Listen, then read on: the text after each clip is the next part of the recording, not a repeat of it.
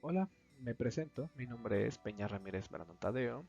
En el video de hoy les hablaré sobre la solución en un circuito en paralelo. ¿Ok? Antes de tocar el tema, daré una pequeña introducción y unas características de un circuito en paralelo. Una vez aclarando este tema, sigamos. En la introducción, se habla de una conexión en paralelo de un circuito recorrido por una corriente eléctrica, cuando varios conductores o elementos se hayan unido paralelamente, mejor dicho, con sus extremos comunes. En un circuito en paralelo, cada receptor conectado a la fuente de alimentación lo está de forma independiente al resto. Cada uno tiene su propia línea, aunque haya parte de esa línea que sea común a todos. Este tipo de circuitos también recibe el nombre de divisor de corriente. Bueno, las características. En este tipo de circuitos, dos o más elementos están conectados entre el mismo par de nodos, por lo que tendrá la misma tensión. Si se conectan más elementos en paralelo, estos seguirán recibiendo la misma tensión, pero obligará a la fuente a generar más corriente. En esta es la gran ventaja de los circuitos en paralelo con respecto a los circuitos en serie. Si se funde uno o se retira un elemento, el circuito seguirá operando para el funcionamiento de todos los demás elementos. Ok, ya damos las características y la pequeña introducción. Comenzamos a ver sobre el circuito. ¿Cómo está constituido un circuito electrónico?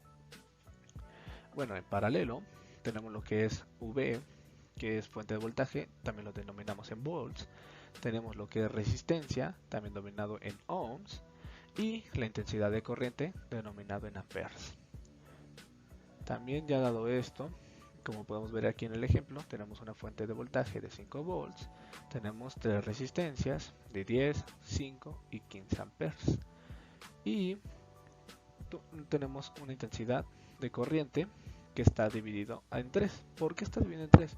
Porque la intensidad de corriente, en caso de circuitos paralelos, se divide conforme a las resistencias.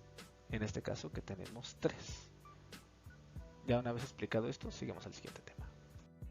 Bueno, ya teniendo en cuenta cómo está constituido el circuito en paralelo, pasaremos un pequeño ejemplo, donde tenemos una fuente de voltaje de 24 volts, tenemos tres resistencias de 4, 6 y 12 ohms, y la intensidad de corriente pues, está dividida en 3. Una vez sabiendo esto, tenemos que tener en cuenta que para calcular la resistencia total de todos, tenemos que aplicar dicha ecuación. Y también no vayamos a olvidar la fórmula de ohms, donde tenemos que intensidad es igual a voltaje sobre resistencia.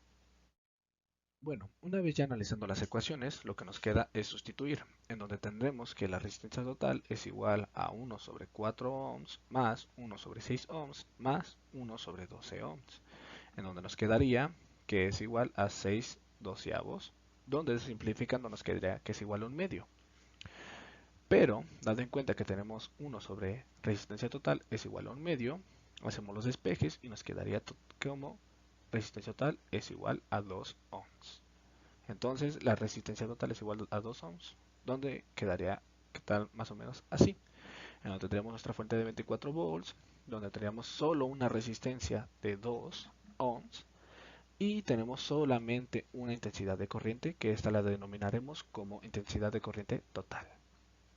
Sabiendo esto, no olvidemos siempre tener una tablita donde tendremos los apuntes de los resultados que ya adquirimos. Ya simplificado la intensidad de corriente y la resistencia, podemos ahora sí aplicar lo que es la ley de Ohm.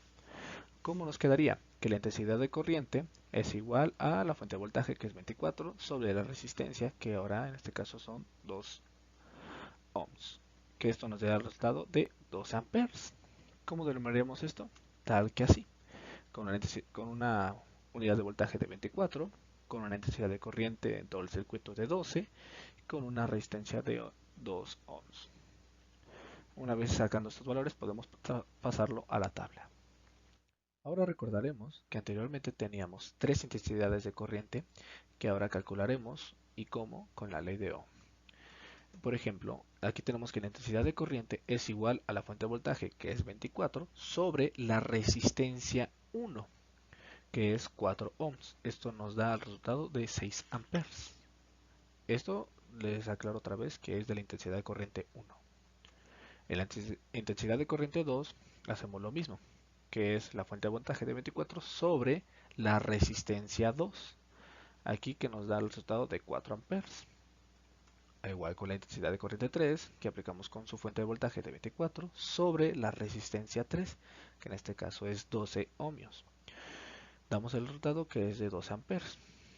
Dado esto, ya podemos completar nuestra tablita.